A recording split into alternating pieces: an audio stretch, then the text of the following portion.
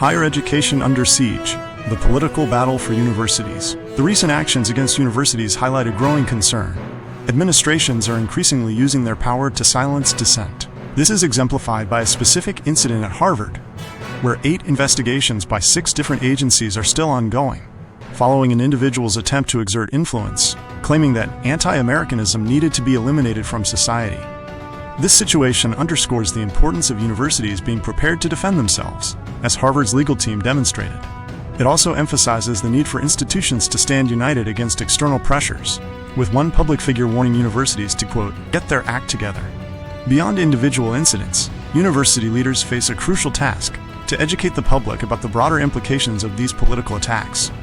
These actions, often associated with Trumpist ideologies, are portrayed as hindering progress in vital areas like medical research, damaging America's international influence, and jeopardizing higher education, a significant national export. Despite the rhetoric from some media outlets and politicians, public opinion does not widely support these assaults on universities. Even after years of narratives portraying campuses as overly woke or controlled by Marxist maniacs, most Americans disapprove of such approaches to higher education.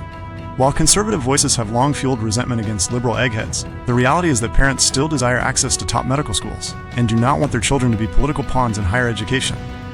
Trump threatens Harvard's funding amidst international student dispute. President Donald Trump has escalated his criticism of Harvard University, even suggesting a potential cut of $3 billion in its funding. This comes as the Trump administration faces a standoff with the Ivy League institution over its stance on foreign students. A recent court decision in Boston temporarily prevented the administration from barring international students from enrolling at Harvard, prompting the university to publicly defend its position, stating that Harvard wouldn't be the same without its international community. Harvard's president Alan Garber has labeled the administration's actions as unlawful and unwarranted, emphasizing the university's compliance with legal requirements. This ongoing dispute is causing significant concern among U.S. universities regarding the future of research funding and their ability to attract international talent, a vital source of both academic contributions and tuition revenue. The administration's actions, including arrests, detentions, and visa revocations of international students, have even led some U.S.-based academics to consider moving to universities in other countries. Iran stands firm on nuclear program amidst U.S. talks. Iran has definitively stated it will not halt its uranium enrichment efforts as a condition for a nuclear deal with the United States. Despite ongoing Oman-mediated discussions, Tehran maintains a tough public stance, with Foreign Ministry spokesman Esmail Baghai dismissing reports of a potential 3-year enrichment freeze as totally false. This denial follows a 5th round of talks in Rome, where the U.S. reiterated its unacceptance of any Iranian enrichment, a red line Iran rejects.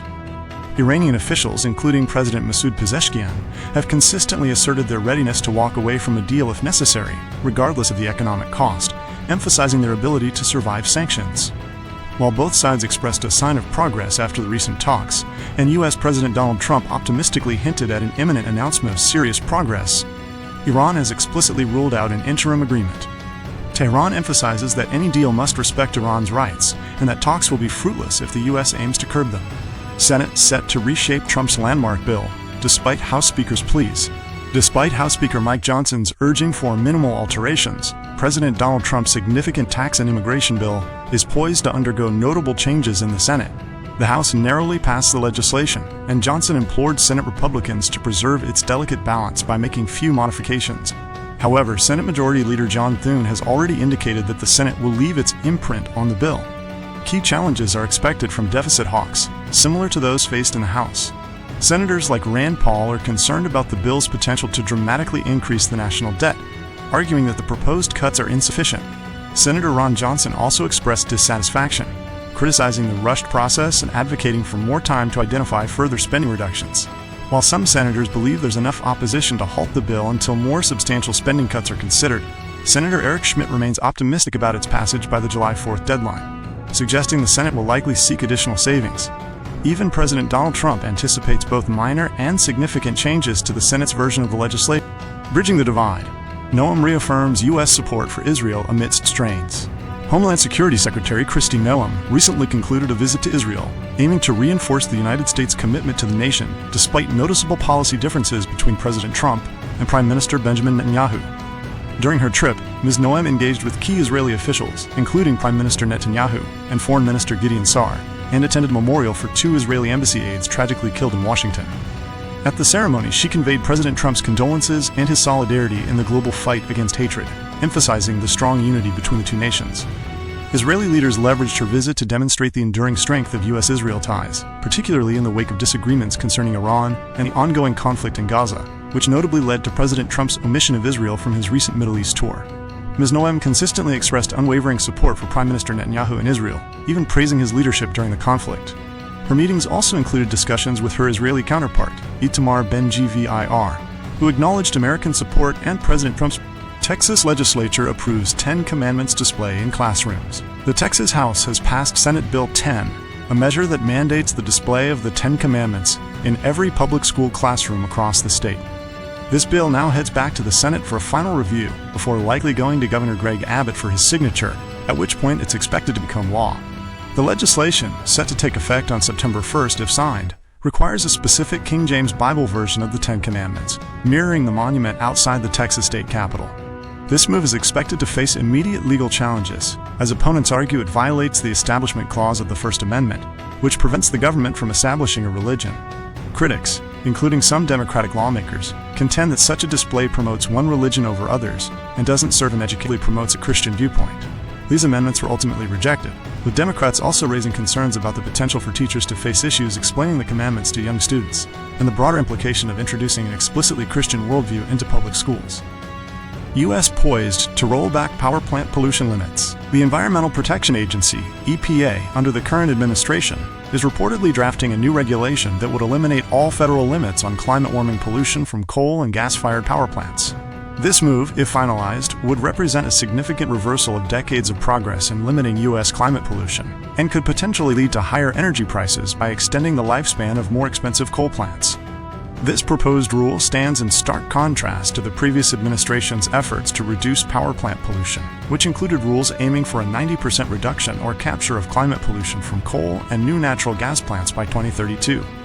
An EPA spokesperson indicated that the proposed rule is being developed in response to a 2022 Supreme Court decision regarding the Obama-era Clean Power Plan, citing concerns that the previous administration's replacement rule was overreaching and could hinder affordable electricity generation. The documents acquired by the New York Times suggest that even if U.S. power plants completely eliminated their emissions, it would not significantly improve public health, a claim expected to face strong opposition from public health experts. Power plants are a major source of planet-warming pollution in the U.S., accounting for approximately a quarter of the country's total climate pollution and 3% of global climate pollution. This proposed deregulation follows earlier announcements from the current EPA regarding its intention to overturn several climate and air pollution rules from the previous administration, including a key scientific finding on the dangers of climate pollution that underpins federal regulations. Iran hints at compromise with U.S. on nuclear program. Iran has expressed its willingness to find common ground with the United States regarding its nuclear program, though it firmly states that uranium enrichment remains non-negotiable. According to a spokesperson for Iran's foreign ministry, Tehran believes the U.S. understands its stance on this crucial point. While open to ensuring its nuclear program is not weaponized, Iran insists on protecting its right to peaceful nuclear energy, seeing any attempt to deny this as a significant obstacle to negotiations. These statements follow recent talks between U.S. and Iranian officials in Rome, which President Trump described as very good. Despite previous hardline stances from the Trump administration on ending all uranium enrichment, Iran suggests that the ongoing discussions indicate a softening approach from the U.S., implying an understanding that Iran cannot relinquish its right to peaceful nuclear energy. This optimism comes even as reports indicate a significant increase in Iran's enriched uranium stockpile, a fact that has raised concerns with the UN nuclear watchdog. Despite some skepticism from Iran's supreme leader, Tehran remains hopeful for a win-win agreement, even in the face of intelligence suggesting potential Israeli military strikes on Iranian nuclear facilities, which Iran has vowed to defend. New Orleans blackout. What caused the widespread Memorial Day power outages? A combination of extremely high temperatures driving unexpected electricity demand, along with existing transmission and generation issues, led to significant power outages affecting approximately 100,000 customers in the New Orleans area over Memorial Day weekend. The Mid-Continent Independent System Operator, MISO, the regional grid operator, initiated a load shed order, instructing local providers like Energy and Clico to cut 600 megawatts of power. MISO stated this was a necessary last resort to prevent a much broader system failure. The outages impacted various parishes, including Orleans, Jefferson, Street Tammany, St. Bernard, and Plaquemines, even disrupting the popular Greek festival. While power was restored on Sunday night, New Orleans officials, including city council members and a public service commissioner, are demanding answers regarding the lack of timely notification and why the New Orleans area seemed to bear the brunt of the forced outages. It has been noted that one energy generator was down for maintenance and another failed, contributing to the strain on the system. FBI reopens investigations into White House cocaine and Supreme Court leak. The FBI is launching fresh investigations into two high-profile incidents: the discovery of cocaine at the White House in 2023 and the 2022 leak of the Supreme Court's draft opinion overturning Roe v. Wade. This announcement was made by Dan Bongino, an FBI deputy director, who stated he would receive weekly updates on their progress. Both incidents have been significant discussion points for conservatives in America. The previous investigations by the Secret Service and the Supreme Court into these matters concluded without identifying those responsible. Bongino has also allocated additional resources to the FBI's ongoing probe into pipe bombs found at the Democratic and Republican National Committee headquarters the night before the January 6th Capitol riot. New hope for homeless veterans in Los Angeles. Homeless veterans in Los Angeles are holding on to new hope that an executive order from the Trump administration could finally bring them off the streets and into permanent housing. For years, veterans like Irving Webb have struggled with homelessness right outside the sprawling 388-acre VA campus in West LA, a site originally donated in 1888 to house soldiers. Despite being one of the largest VA campuses, much of the land has been controversially leased for non-veteran uses, leading to a severe shortage of housing for LA's significant homeless veteran population. Advocates argue that faster development of housing on the VA property is crucial, especially for veterans with severe disabilities or mental health issues who need proximity to medical care. The new executive order, issued on May 9th, designates the West LA VA campus as the National Center for Warrior Independence and directs the VA secretary to create a plan within 60 days to house 6,000 veterans there by 2028. While this order has been met with enthusiasm by some advocates who see it as a moral imperative to use the donated land for its intended purpose, questions remain about its specifics, particularly regarding the funding source and the exceptionally high target number of veterans to be housed, which is twice the current homeless veteran population in LA. Some speculate it could involve housing veterans from outside Los Angeles, or that the order may be more of a political statement given its lack of consultation with local VA officials and its suggestion of using funds intended for illegal aliens.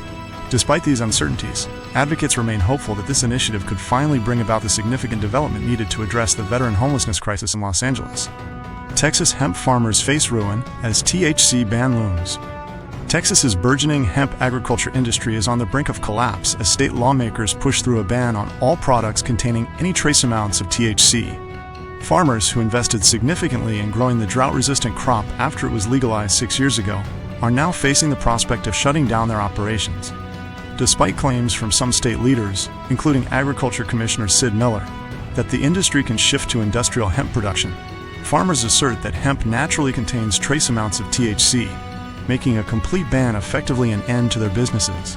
This legislative shift, spearheaded by Lieutenant Governor Dan Patrick and Senator Charles Perry, is seen by many in the industry as a direct attack on a loophole they believe allowed for wider access to THC products.